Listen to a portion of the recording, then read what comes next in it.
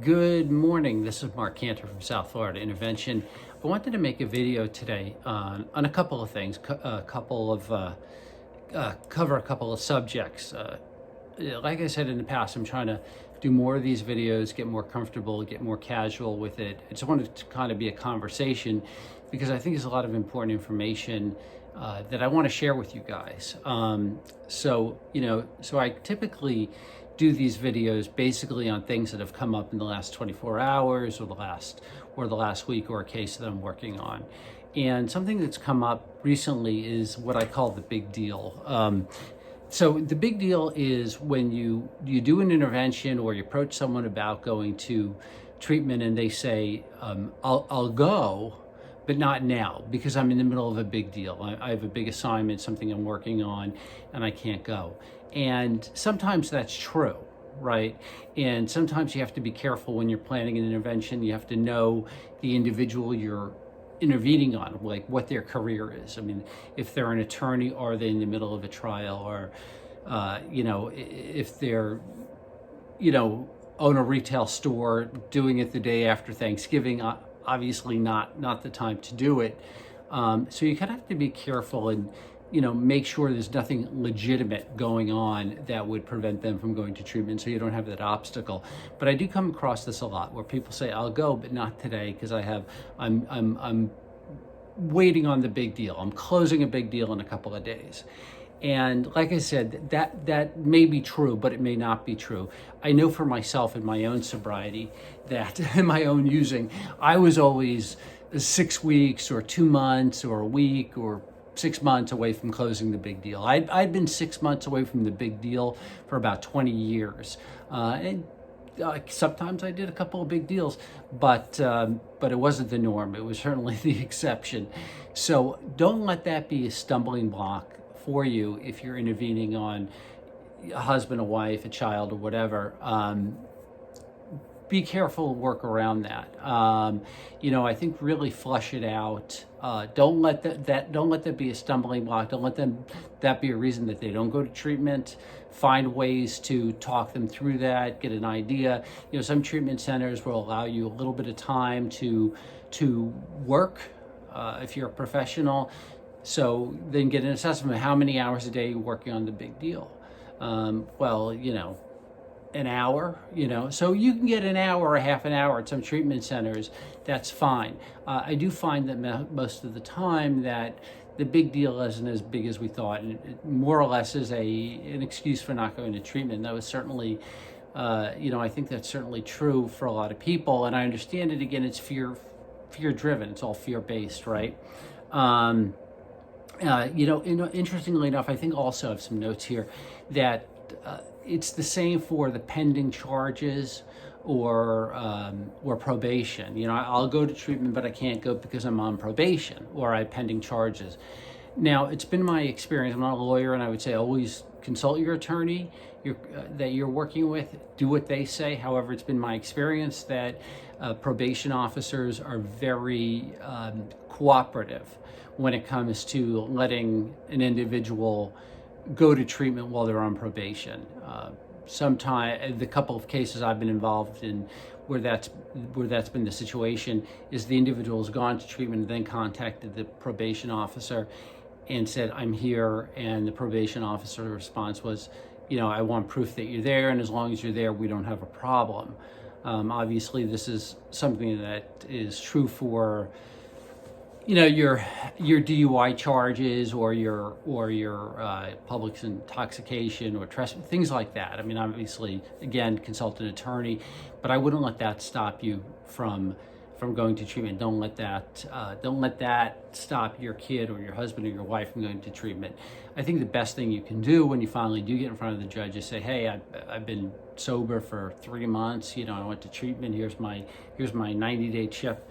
I think that weighs very positively, and I've heard a lot of stories about that where people get sober, they get in front of a judge, and the judge says, okay, this is really good, and the result is either they prolong the sentence, or they do something, but it's obviously not as harsh as what it would be had they just stayed home drinking on probation in the basement. I don't think that's the solution. Like I got a call from a family recently. They didn't want to do anything until the charges were dropped, or the charges were lowered. And I don't know. I mean, that could take months to do, especially with COVID-19. I know a lot of things with the courts are happening over Zoom. I mean, that could take a long time. So I would not wait for that. And again, in that time where you're waiting for charges to be dropped, charges to be lessened, your son or daughter's out drinking and drugging, they're going to get in more trouble. There's the risk of an overdose. Anything could happen. They are certainly better off in treatment than not. So keep that in mind. Don't let these things become an excuse, or don't let them become an excuse in your mind where you talk yourself out of doing an intervention or sending them to treatment because you've convinced yourself that these obstacles exist. Quick sip of coffee there. A couple of other things I wanted to talk about in this video. It's going to be a long video. Is that I've put out an exclusive offer for South Florida residents. My typical quote for interventions is approximately $6,000, and that's fairly typical for a quality interventionist, someone who's going to dedicate a lot of time to your family. I'm finishing up with the family now. I've been working with them for 3 weeks. With the exception of yesterday, I don't think there's ever been a time where I'm not on the phone with them for 2 hours a day. There's multiple people involved. The person's in detox now. They're going to be transported to treatment tomorrow. I'm going to do that. A lot of hands-on attention. So it does warrant that. But there's also a lot of families that can't afford that. And that is fine. And I want to reach more people.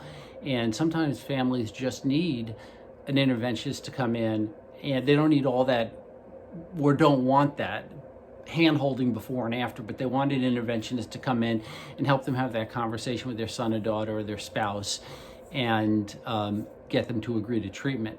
So I've been offering something new. It's a $2,900 package, and that includes a 2-hour pre-intervention meeting the day before, the fully guided, professionally led by me intervention the day of, and then transportation included to any treatment center in South Florida.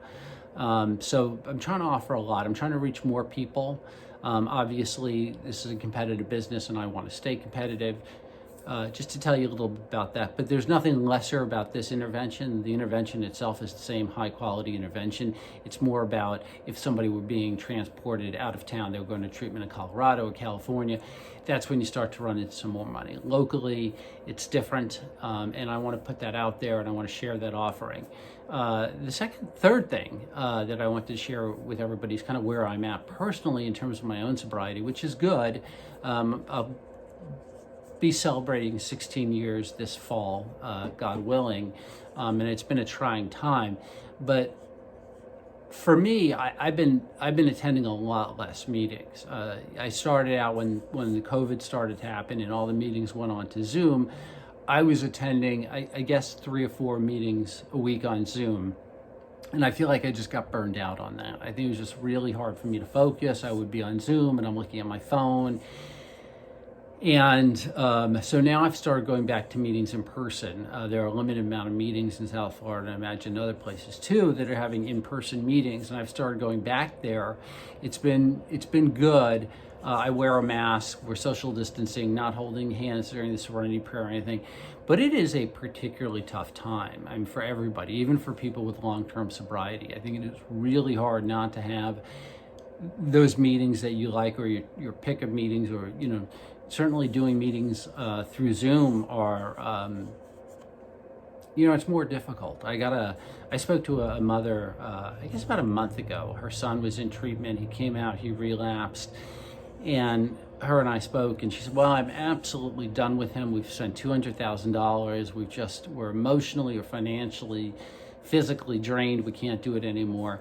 And we're cutting ties. And I said, I completely hear you, and I know what you're saying, but these are special circumstances. I think that I would give him a little bit more room, because with COVID, I mean, this guy got out of treatment, he goes back to his apartment and there are no meetings except for Zoom, and that's easy to fall off of. And it's just not, I don't want to say it's just not fair, but it's just so much more difficult. So I would give a little more leeway during the COVID-19. I'm trying to get to more in-person meetings. Meetings are the essential piece of recovery. The number one thing you hear when you're in AA or in NA or any of the anonymous programs, when somebody comes back from a relapse, the number one thing you hear is, I stopped going to meetings, and hence the relapse. And nobody has ever come back from a relapse saying, I've been out there, I've been to the front line, and you know what, it was pretty good this time. It's always worse. It's always a horror story. It is always a nightmare. People come back, it looks like they've been shot up. It's horrible. Meetings are the quintessential part of the program. All parts of the program are important. Sponsorship, the literature, prayer, meditation, God, they're all important. But in my mind, for me, the quintessential piece of staying sober of the 12-step programs are the meetings, is the fellowship, is being with other people. And it's just a really difficult time. You have to be really careful. One of the things I do is I'll put on my earphones, which I have now, and I'll pull up on my phone, I'll pull up a AA speaker or an Al-Anon speaker. I like Al-Anon a lot, and listen to them while I'm doing work, or we're just kind of cleaning up around the house and things like that. That helps me a lot. But you do have to go the extra mile today. It's not at our fingertips the way it was a year ago. In big cities where there were a couple of thousand meetings a week. It's just not the case now, and you have to be really, really extra vigilant, which brings me to my closing statement, is that if, again, and I've said this a number of times, there is no better time to be in treatment than now. If you're somebody that's struggling, you're not going to get better sitting home alone, sitting in the basement, with the lack of meetings. The safest and the best place you can be is in treatment. Treatment centers have very strict protocols as far as COVID-19 goes, and there's not a lot of coming and going in treatment centers. It's not a revolving door. People that are there tend to stay there. The staff is limited. There's not a lot going on. It's a safe place. Don't let COVID be an excuse not to go.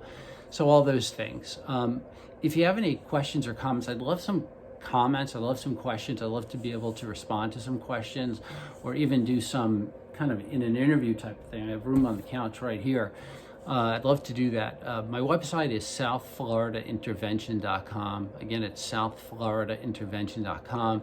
And my telephone number is 561-961-4033. Please reach out to me. I'd love to talk to you, and stay safe. Go to meetings when you can. Get on Zoom. Do whatever you can. Stay connected, and have a great week, everybody. Bye-bye. Thanks for watching this.